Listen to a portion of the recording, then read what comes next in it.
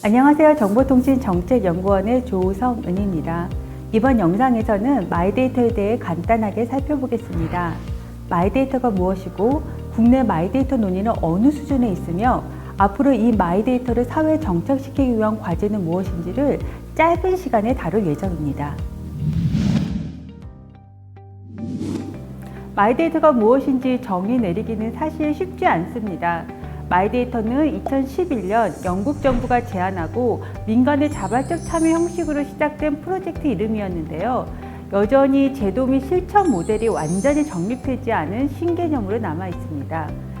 그래서 여기서는 마이데이터 프로젝트를 시작한 목적을 통해 대략 마이데이터가 무엇인지를 살펴보겠습니다.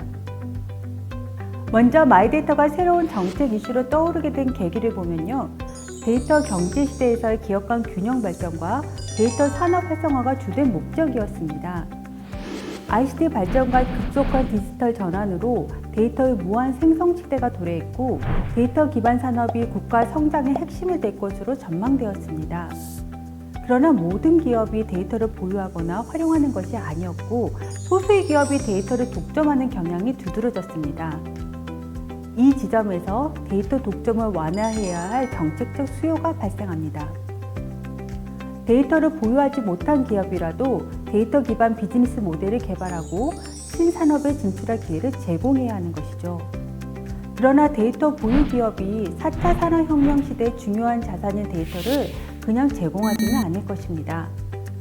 이에 영국을 비롯한 각 국가는 정보 주체인 개인을 데이터 유통 생태계의 주요 행위자로 끌어들이는 마이데이터 개념을 공론화합니다. 정보 주체가 데이터 보유 기업에게 직접 본인 데이터를 이전받거나 제3자에게 이전하도록 요청하는 권리를 부여하여 유통 가능한 데이터를 증가시키는 방식입니다. 개인의 입장에서는 이 데이터 유통 생태계의 주요 행위자가 되면서 개인 데이터 처리에 적극적으로 관여할 수 있는 새로운 권리가 추가됩니다. 즉, 기존의 본인 데이터를 열람하고 수정 또는 처리할 권리뿐만 아니라 정보 이동권을 행사하여 본인 데이터를 이용해 서비스를 창출하고 제공할 기업을 직접 선택할 수 있게 됩니다. 이 권리를 통상 정보 이동권이라고 하는데요.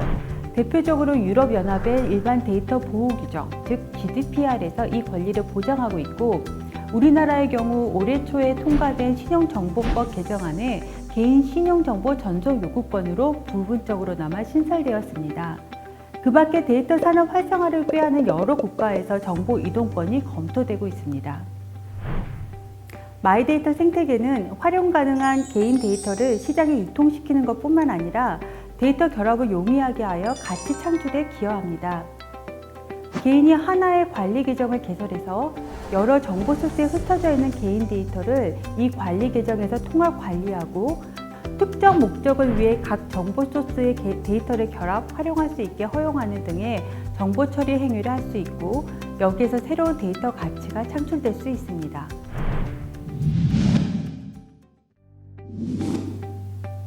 토스, 뱅크샐러드 같은 국내 자산관리 서비스가 대표적인 개인 데이터 기반의 서비스입니다.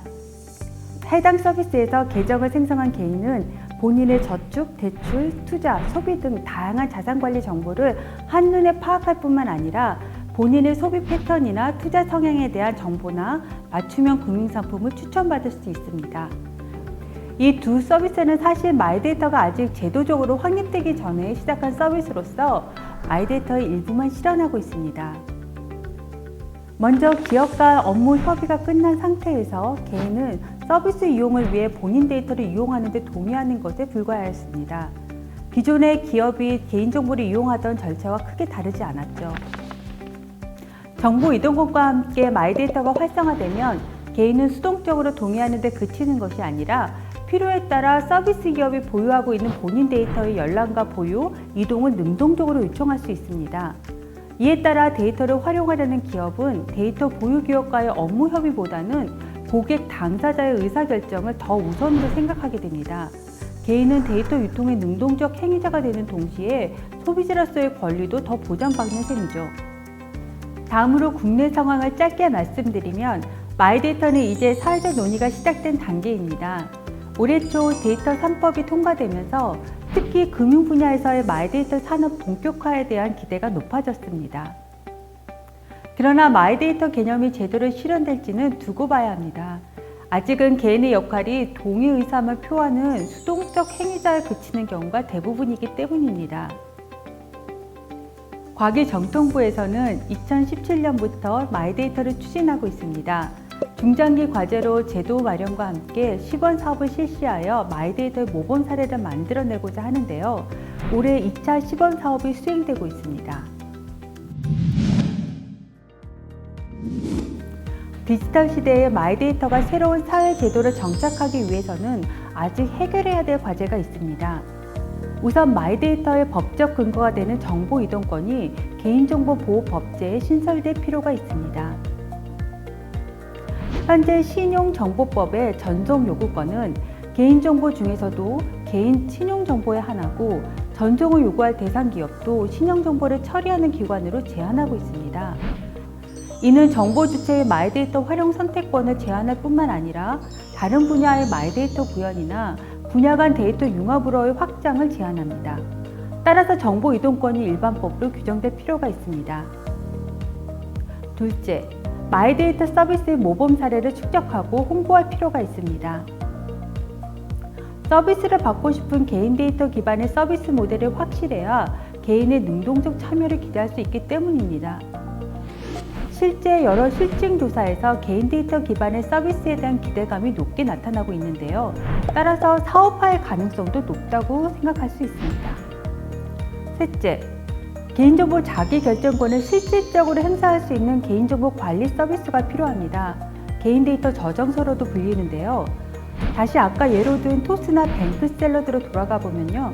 이 서비스들이 개인의 금융자산 상태를 한눈에 보여주고 있죠.